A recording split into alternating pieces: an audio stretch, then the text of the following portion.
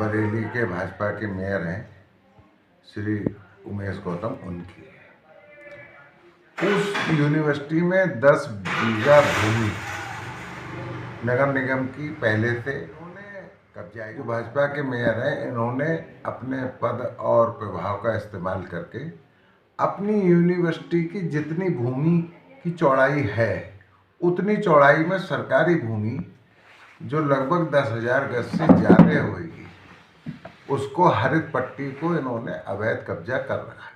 One विभाग से मुझे सूचना प्राप्त हुई है, इसमें लिखा है कि वन विभाग की भूमि उपयोग करने की अनुमति ना तो भारत सरकार से ली गई है, ना प्रदेश सरकार से ली गई है, ना उनके कार्यालय से ली गई है।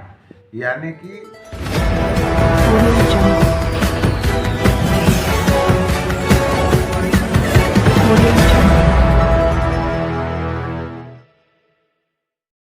भाजपा मेयर की इन्वर्टिस विश्वविद्यालय ने करोड़ों की सरकारी भूमि पर कब्जा कर रखा है।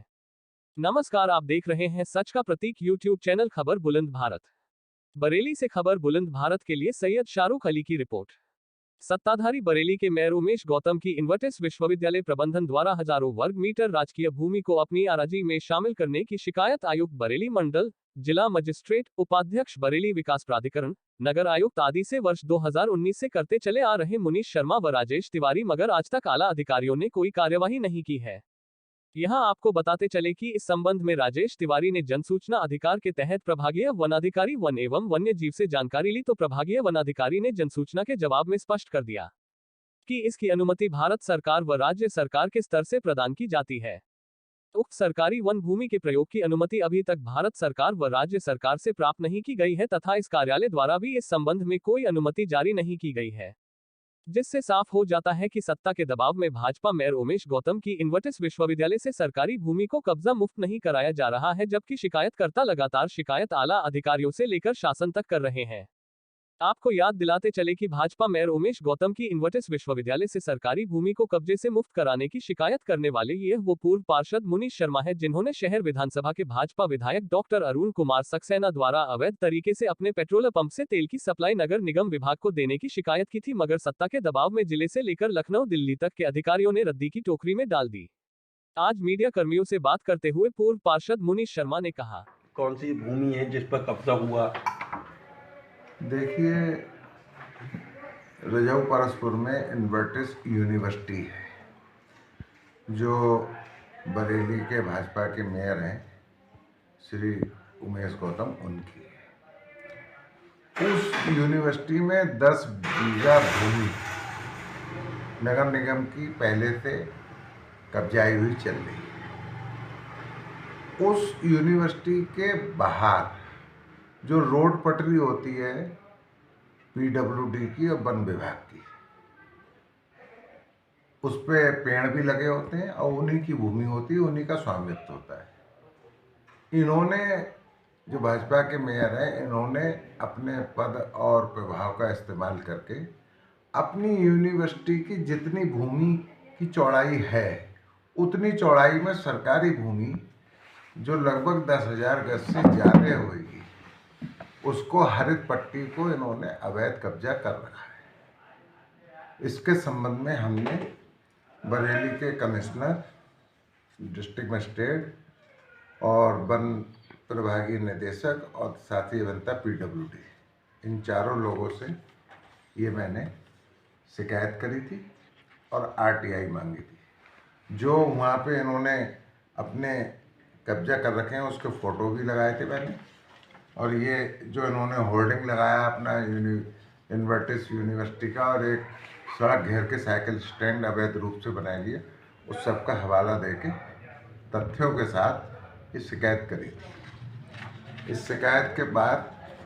ये वन विभाग से मुझे सूचना प्राप्त हुई है, इसमें लिखा है कि वन विभाग की भूमि उपयोग करने की अनुमति ना तो भारत सरकार से ली गई है, ना प्रदेश सरकार से ली गई है, ना उनके कार्यालय से ली गई है।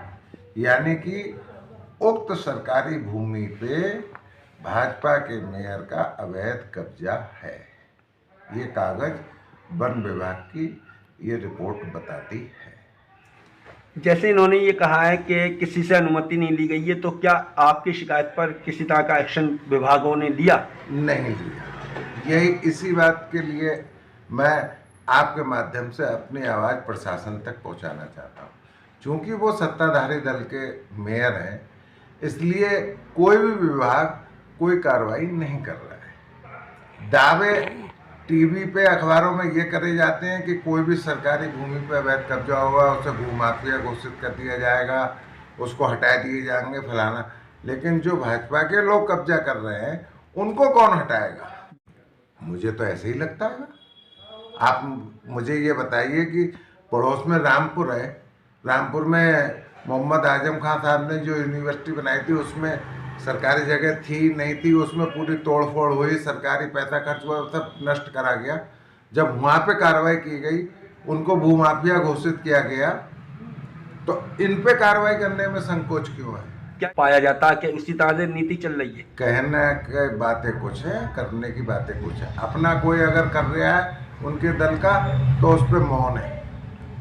मुख्यमंत्री ने पोर्टल करा था कि साहब हम अवैध कब्जे की शिकायतों का अलग पोर्टल है, उस पोर्टल पे भी ये शिकायत गई हुई, उसमें किसी तरह का कोई एक्शन हुआ? कोई एक्शन नहीं हुआ। अगर ये आपकी शिकायत और जो जनहित में शिकायत है इस पर कोई कार्रवाई नहीं हुई, तो अगला कदम आप क्या उठाएंगे? अगला कदम तो अब जे कोर्ट में, हाई कोर्ट में जाएंगे। कोरोना काल चल जाएगा, ये तीसरी लहर का वो खत्म हो कुछ, तब कोर्ट में पहले से भी चल रहा है एक मामला, और एक मामला और आप द्वारा उठाया गया था कि पेट्रोल पंप से नगर निगम को पेट्रोल देने का मामला था, जो शहर विधायक का था। वो किस तरह किस नतीजे पहुंचा है? भारतीय जनता पार्टी के विधायक, भारतीय जनता पार्टी के मेयर अपने पद का दुरुपयोग करते हुए लाभ लेने के लिए सरकारी हर काम कर रहे हैं। उनकी भी सदस्यता कैंसिल, निरस्त होने का प्रावधान है नगर निगम एक्ट में।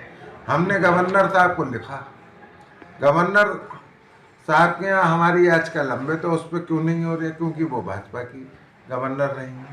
हालांकि गवर्नर संवैधानिक पद है, उस पद पे तैनाती के बाद भाजपा कांग्रेस सापा नहीं होना चाहिए, लेकिन उनके यहाँ से निर्णय नहीं हो रहा है।